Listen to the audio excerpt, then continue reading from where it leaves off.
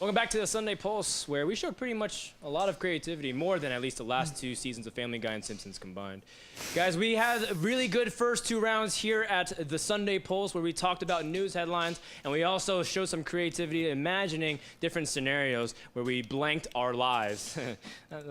Actually, I don't really like the way that sounded. But this third one we're going to do, I really like the sound of it a lot. We're taking a stand where we are going to ask hard questions and give truthful answers. Hashtag no filter. Our main topic this time, though, is not going to be like a bunch of questions, because I know last time we did a few of them. We did female pro gamers in StarCraft II. We also did streaming against tournaments, should personal streams kind of be blacked out in terms of tournaments at the same time. This time we're going to be talking about WCS, the format, the players, which is a very controversial topic, considering that there's been a lot of rumors. But let's give it a little bit of background first. On April 3rd, Blizzard officially announced their sequel to last year's WCS Championship Series. For 2013, there will be 3 primary WCS leagues competing for a $1.6 billion prize pool. A global player ranking will be tallying points all year long, culminating to a top 16 playoffs at BlizzCon later this year. The leagues involved are the OSL and GSL in Korea, MLG in North America, and ESL in Europe.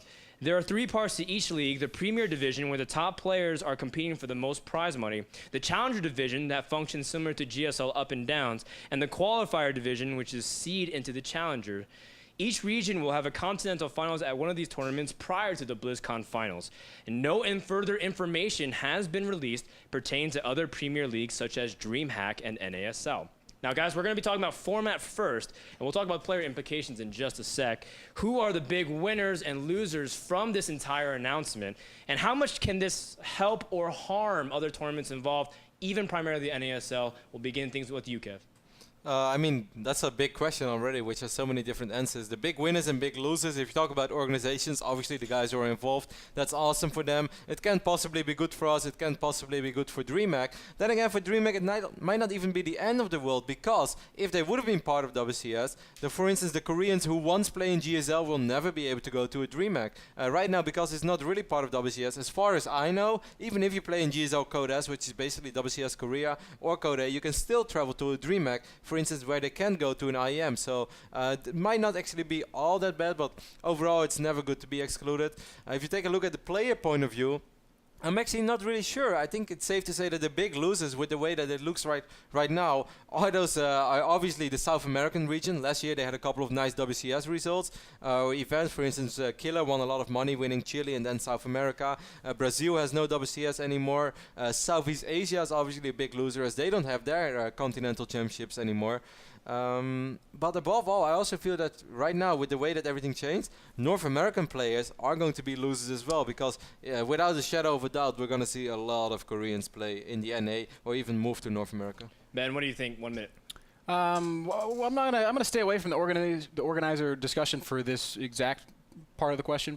In terms of big winners and big losers on a player standpoint, I think it's pretty straightforward. The biggest winners of all are the Korean players that have the means to travel. The guys like MC, who have hundreds of thousands of dollars of winnings, a team that support him. He can go to whatever region he wants, and he can play, and he can damn near win it, almost undisputedly. Guys like Polt also clearly benefit, as the Koreans have been, saying on Twitter and stuff. The big losers are also the Koreans, but this time we're talking about the Koreans who don't have the means to travel. Those really strong Korean players that don't have a team that's going to send them around the world, or those Korean players who aren't going to win Code S but who are already locked into Code S. Yeah. These are the guys that kind of get screwed by the whole deal, because now they're locked into a tournament that they're probably not going to win, and they can't go anywhere else to make money. So Korea wins and loses here. Okay, well, Korea, we can see that there's benefits, pros and cons for that. But let's even talk about the question that Kev kind of also addressed too. In what ways do you think this format can benefit some tournaments? Do you agree with what Artosis was saying, that this actually can help DreamHack a lot, because now Koreans can go to DreamHack without having to worry about WCS conflicts?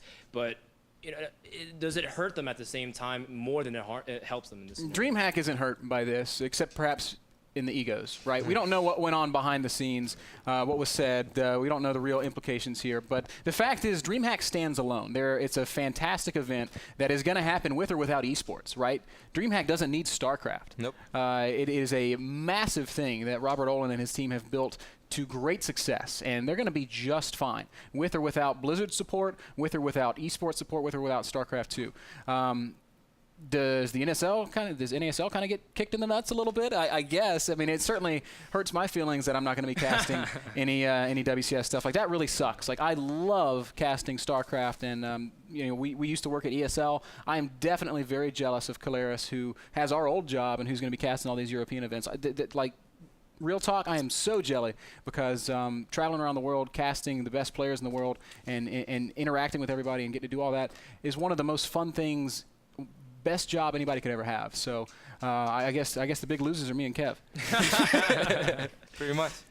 All right, well, I'm really glad you brought up MC, Ben, because MC has publicly denounced the WCS format, claiming, quote, "No matter how I look at it, I can only see WCS as having disadvantageous conditions for Korean players. Players who are in the qualifiers, aka the old Code B, cannot compete in WCS Korea at all." And Wax Angel translated it. He said MC means the Code S in top 32 division. According to Wax Angel and Total Biscuit and other sources directly related to Korean players, now they are unmotivated to compete for a spot in GSL and WCS Korea, which is equivalent to WCS NA or EU. Before, GSL would have more prize money and prestige, but now that you can play in any region, why not get the opportunity to play in a weaker competition as well as travel to an international event? Thus, Koreans are concluding that by sticking in Korea, they have less events and money to play for. Therefore, a mass Korean exodus is inevitable. Do you agree with this assessment that this is what's going to happen inevitably, especially with Code B Koreans? And if so, how will the other scenes be able to handle it? Let's start off with you, Kev.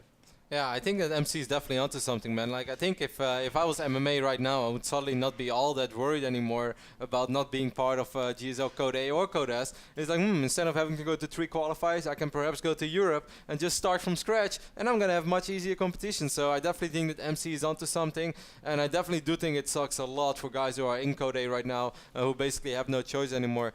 I do understand there have to be some rules, and Blizzard has to start somewhere. So I think it's inevitable that somewhere, somewhen, some people are going to get screwed over, at least for now. In the long run, this is probably going to be very good, but I think MC is definitely onto something. And in the first season, there are definitely going to be some clear losers, and it is very likely that quite some Koreans, like Ben said, who have the opportunity to move somewhere, will move somewhere, because yes, they won't be the only one doing it, but hey, having to go up against, like, think about all those Pro League guys who will stay in Korea. You want to go up to those guys, or you want to duke it out with 5 other Koreans who are in foreign teams? I know what I would do. Those Pro League guys aren't going anywhere. Their commitment is to the Pro League and to KESPA. They're not moving to the United States. Never, ever. There's not going to be a mass exodus of Korean players. Like we kind of already established, you have to have the means to do it. So all these Code B guys aren't just going to move all around the world and just disperse like when you squish a big spider and the babies run everywhere. That's not going to happen. But some foreign teams are going to pick up some talented Koreans. That'll happen. Some guys with money will move. That'll happen. But in general, it's just a lot of guys are sort of stuck there in Korea. So it'll be the same thing it's always been. The cream's going to stay at the top, and a lot of people are going to try to cut it, and some people are going to retire, and that's just how it is. Well, that's the natural cycle of the ecosystem, but I want to also ask, is it fair, though, that Blizzard is allowing players to play cross-region even if that's not their state of residency? Ben, I'm throwing something back to you. That's a difficult question. Is it fair? I've been a long-time advocate for region-locked competition. I don't like using the word fair because that's just it's a very loaded word. Okay. But let me rephrase the question then. Oh, sure. Okay, if you would like to rephrase the question, Dan. Doesn't encouraging Koreans to leave Korea in order to have an easier competition, isn't that against the very purpose of WCS? No, because we've been in a lot of discussions with Blizzard that their goal is not to give more money to North Americans or Europeans. Their goal is to raise the play level of everybody around the world. And by dispersing that skill around the world, that does raise the overall skill level, and it does force anybody that's in North America to say, raise their game, right? So Blizzard's achieving their goals, whether we want to acknowledge it or not. Is it cool to bring Koreans here and to have them dominate the already far behind North American scene. I don't know, man. I don't know. I would still prefer to see a tournament that pits North Americans against North Americans, that pits Europeans against Europeans, that pits Koreans against Koreans, and then a world championship at the end of the year. That's still what I personally would prefer to see. WCS was last year. Yeah, with some refinement. Kev, what do you think?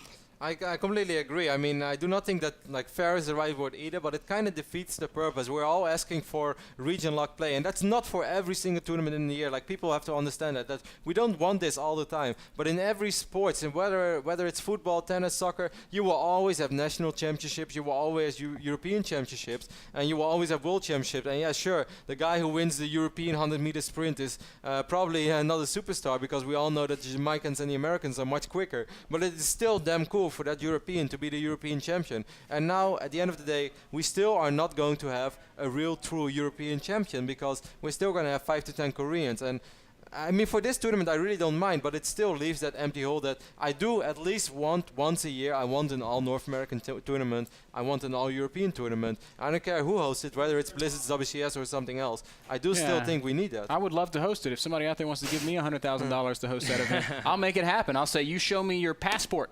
That's the region you're playing for. And it's as simple as that. I mean, it's the same in every single sport in the world. Why can't we have that? And it's not for every tournament. Like, I love international competition. I love seeing the Koreans against the rest. And I do not think that this WCS is a bad idea, not at all. But I still do want, I mean, everybody pretty much agreed that WCS Europe last year was one of the, if not the tournament of the year. Tournament. Absolutely. The tournament to watch. And it was super fun. So why should we completely eliminate it in 2013? Well, then I want to also ask, why does the...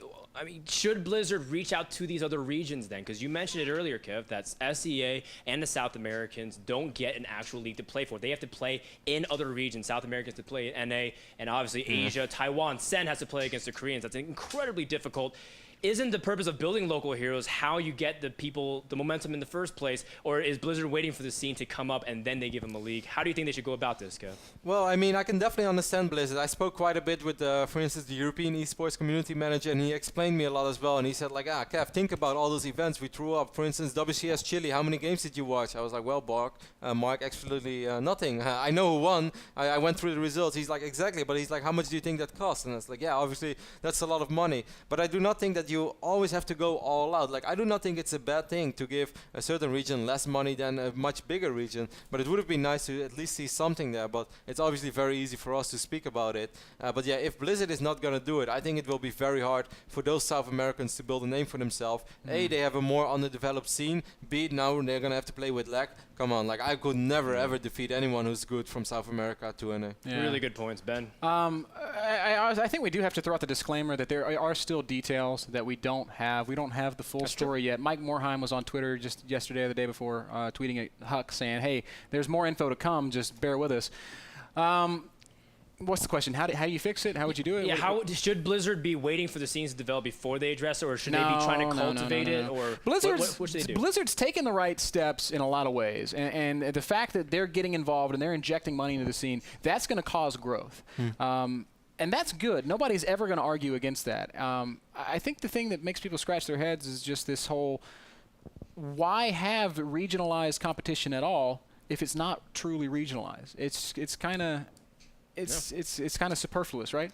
I think it's all working towards that main goal that in 2-3 years we have a much more controlled tournament environment, because by then it won't just be like the tournaments that we have right now that are in, but by then probably pretty much everything is in, because at the end of the day, if you want to host a tournament, you still need a license. So I guess step by step Blizzard is working towards a much more controlled tournament environment, which is really good, but also shows that in the first year obviously it's going to be really hard to realize and we also know, guys, and this is something that I don't know if they came out and they said in the press release, but we know again, because we talk to Blizzard regularly, this is not a one-year plan. This is next year and the year after that. I think their goal is have something perfect by 2015. So they're not talking about let's get it right now. They're talking about let's get it right eventually. And Blizzard has always taken this approach. Nothing happens quickly with Blizzard. So the first WCS was a lot of fun. The second WCS is going to be a lot of fun. It's going to be incredibly high-level games, and it'll still be the most watched tournament in the world. And the next WCS is going to continue to be a lot of fun, and everyone is going to build on its predecessor. So it's going to get to where we want it to be, and we can rant and rave and complain all we want.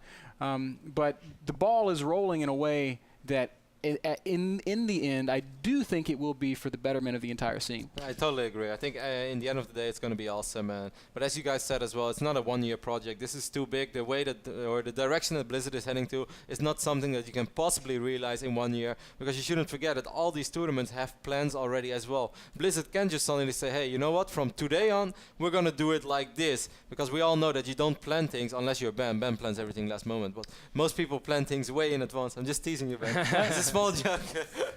I was just a joke.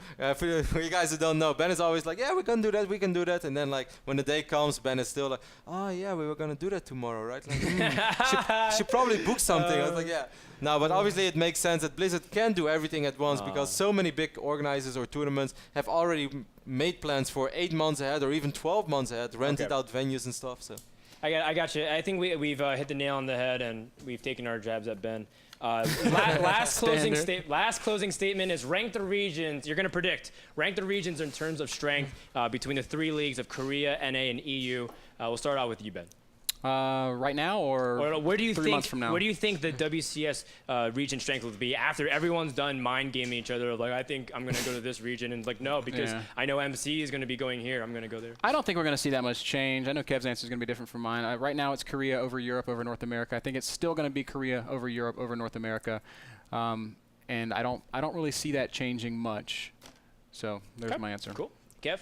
No, I disagree, because I think because you don't even have to live there to play in it. Like as a Korean, you can actually stay in Korea, as far as I know, and still play in the North American WCS. As long as you say like, hey, I'm not gonna play in Code A, I'm not gonna play in Code S. WCS NA is what it's all about. You can still live in Korea, and I think there are gonna be quite some Koreans who are just gonna be, you know what, I am gonna be that guy. I'm just gonna play from Korea to NA. Yes, I will have latency issues, but Harder to Swarm made the game already harder than Wings of Liberty. I think those guys are good enough to maybe not dominate, but at least finish among the top players in North America. And I actually think a lot of Korean players will stay in Korea, but then can choose, can I play online on Europe or NA? So I think a lot of them will choose North America. So I think the strongest will still be Korea, without a doubt, because of all the guys who are in Code S, Code A, and of course the Pro League guys as well. When they start joining in, like, oh my god.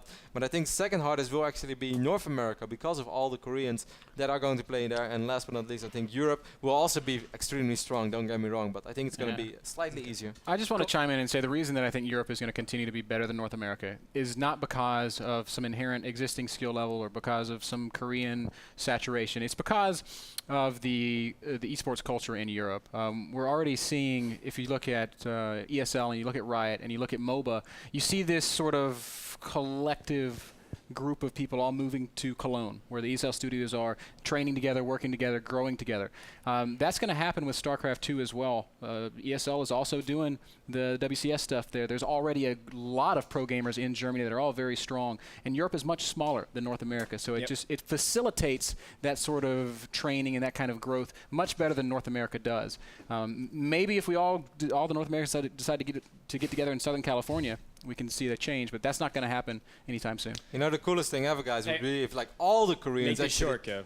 Very short. If all the Koreans play on either Europe or NA, and we have SAS against Naniwa in WCS Korea final. That'd be cool. That'd be all awesome. the Koreans leave, it's just the Europeans. That would be awesome. Fans can expect weekday 8 to 10 week broadcasts similar to Riot's LCS and the 4 seasons of NASL.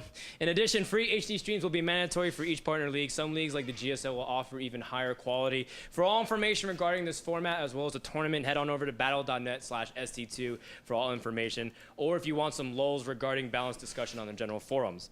We're done with our first 3 rounds. The last thing that remains is trivia. It's going to be Frodan's final. We're going to do trivia right after this. Don't go anywhere. This is the Sunday Pulse. We'll be right back. That was terrible.